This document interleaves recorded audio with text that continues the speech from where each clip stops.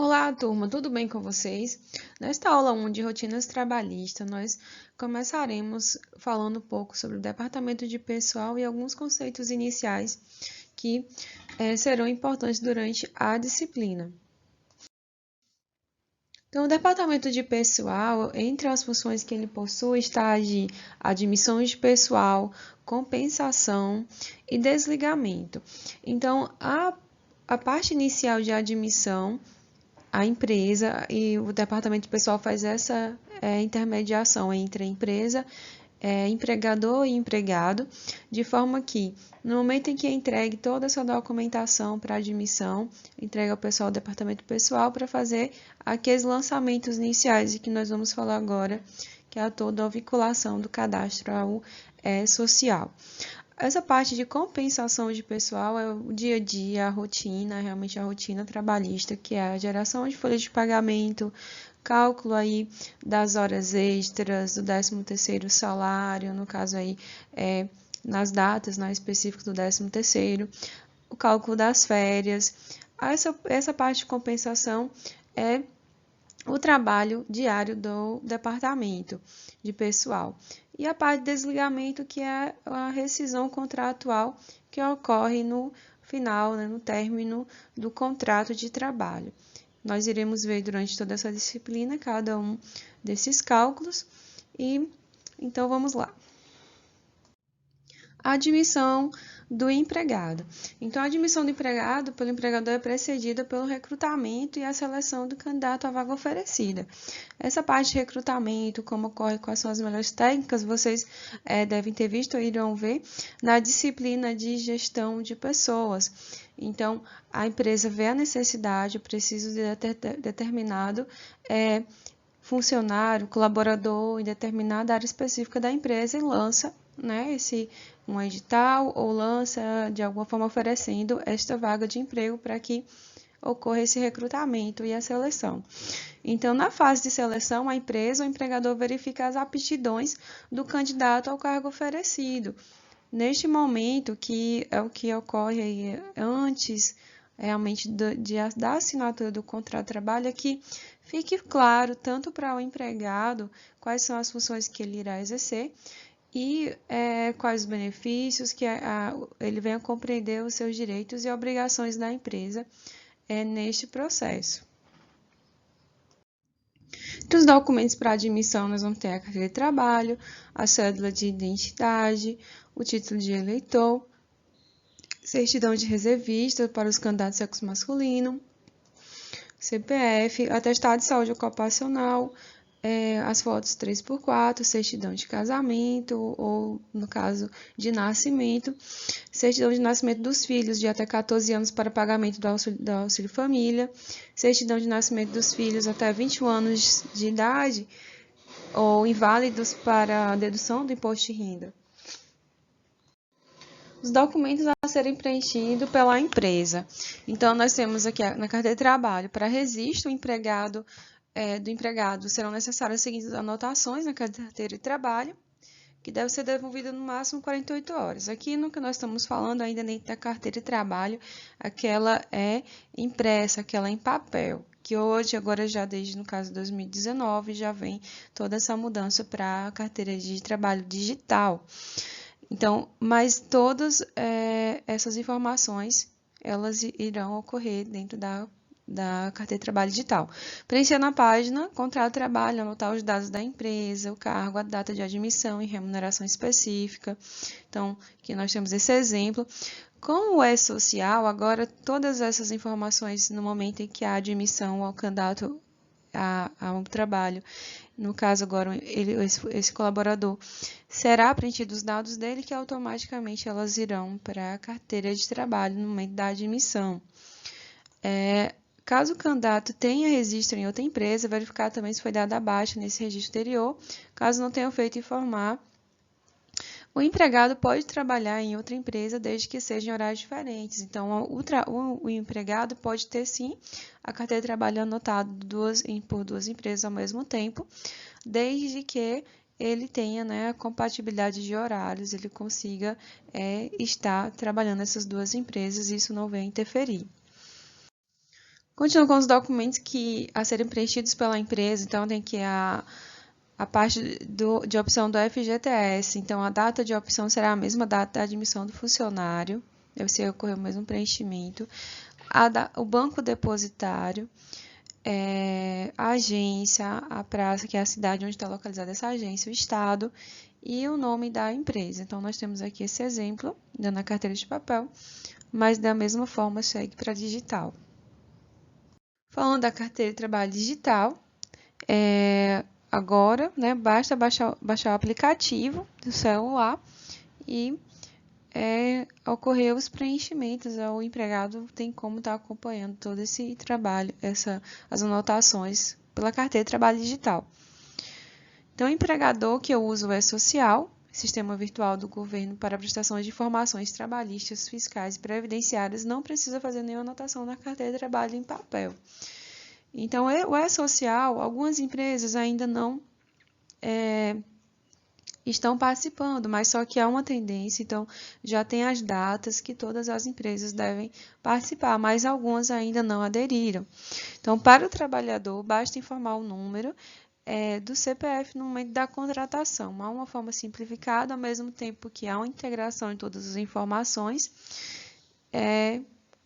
de forma que agora, com a carteira de trabalho digital, qualquer modificação, e com o programa também é social, que ele vem sendo chamado já no momento há algum tempo como o Big Brother da empresa, porque o empregado se afastou, há toda essa informação, várias informações do empregado devem ser registradas no E-Social, que logo há essa integração com a carteira de trabalho. Então, falando sobre a folha de pagamento, nós temos aqui uma estrutura. A estrutura aqui no lado esquerdo nós temos os proventos e no lado direito nós temos os descontos. Então, quais são os proventos? É o salário, são as horas extras, adicional de salubridade, periculosidade, adicional noturno, salário família, diários para a viagem, ajuda de custo, outros proventos previstos em lei. Os descontos é a cota de previdência, o INSS, o imposto de renda, contribuição sindical, que agora já, desde a última da reforma trabalhista, ela já vem como não obrigatória, então é opcional. Seguros, adiantamentos, faltas e atrasos, vale de transporte, outros descontos previstos em lei. Então, esses são os descontos gerais que pode ocorrer na folha de pagamento. Falando sobre um dos primeiros proventos, então nós temos aí o salário, que é a contraprestação devida e paga diretamente pelo empregador a todo empregado. Ele pode ser pago mensal, quinzenal, semanal ou diariamente por peça ou por tarefas. Tudo isso deve ser estabelecido, deixado descrito no contrato de trabalho como será pago ou o empregador pegar todos os recibos e, assim, da mesma forma, o empregado receber esses recibos para que venham constatar que houve esse pagamento. O salário nunca poderá ser inferior ao mínimo. O menor aprendiz, salvo em condições mais favoráveis, será garantido, no caso, ao menor aprendiz, será garantido o salário mínimo hora. Então, qual é o salário mínimo hora? Vamos ver. Então, o salário mínimo hora nós iremos ver aqui. Salário hora normal. No caso do empregado mensalista, será obtido dividindo-se o salário por 220 horas, no salário mensal por 220 horas, limite máximo atendendo às 44 horas semanais.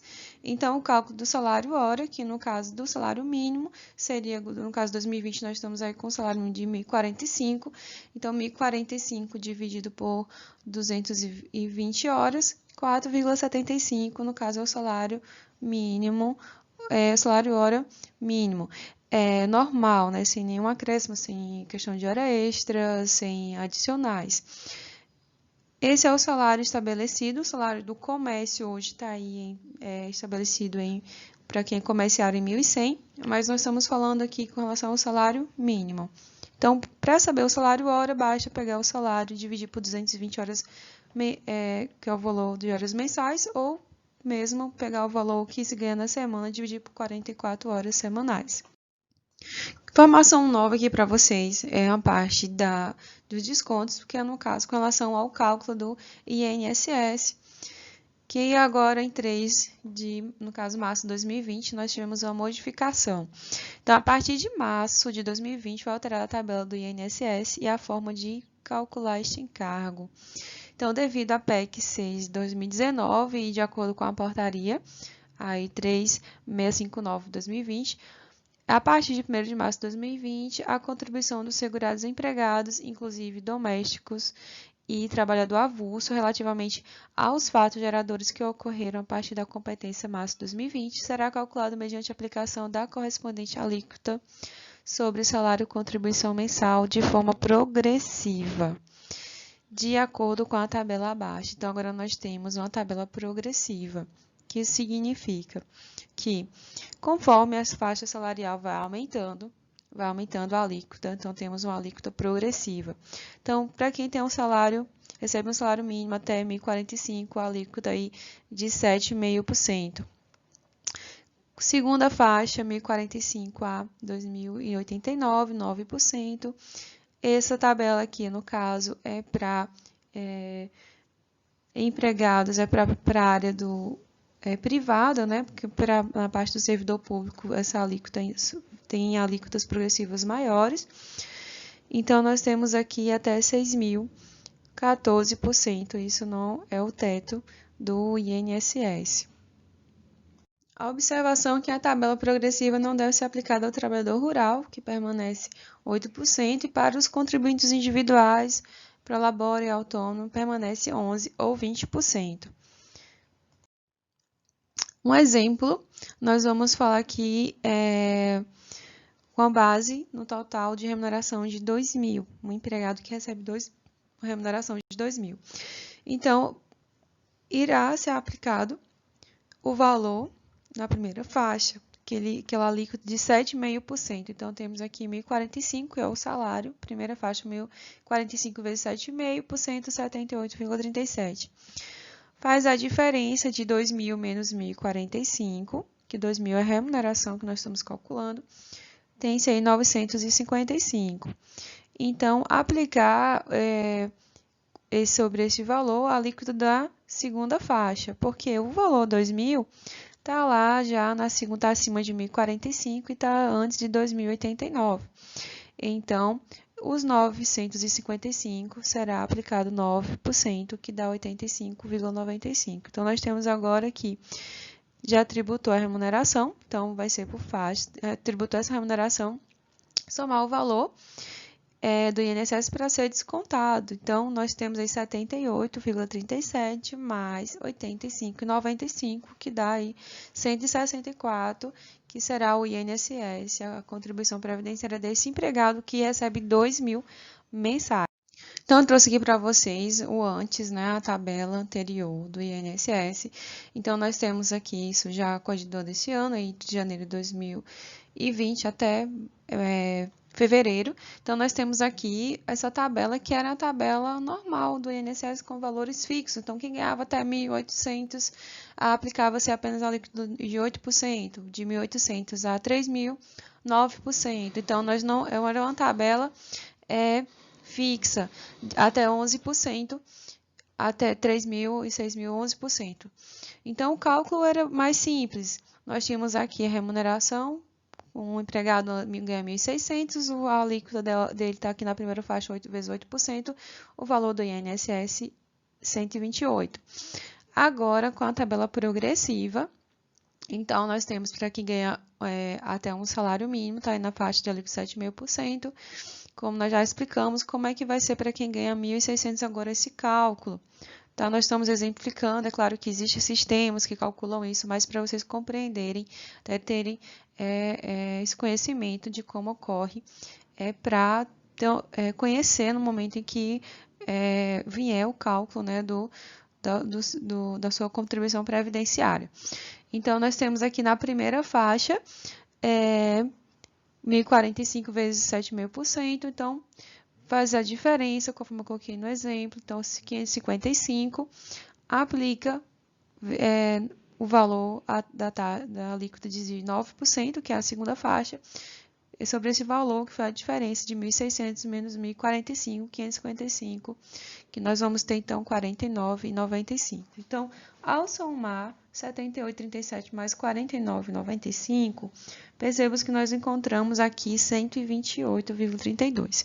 Passou apenas 32 centavos, mas é algo, um cálculo aqui simples. Nós iremos trabalhar, tá, pessoal? Calma, nós vamos ter uma aula específica só sobre esses cálculos, alguma também outra tabela que irei trazer para vocês, que com as deduções, mas aqui para vocês já terem conhecimento do que está ocorrendo a partir de março de 2020, de repente para quem ainda não estava atento a essas mudanças.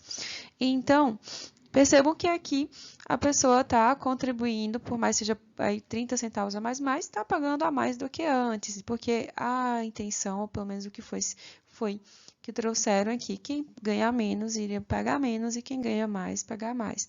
Nesse exemplo aqui, para quem ganha 1.600, apesar de pequena diferença, mas nós vimos que esse empregado com esse salário está pagando um pouco a mais. Então, nós podemos fazer essa comparação com outros salários à frente. Então, pessoal, nós vamos ficando por aqui e até a próxima aula. Bons estudos!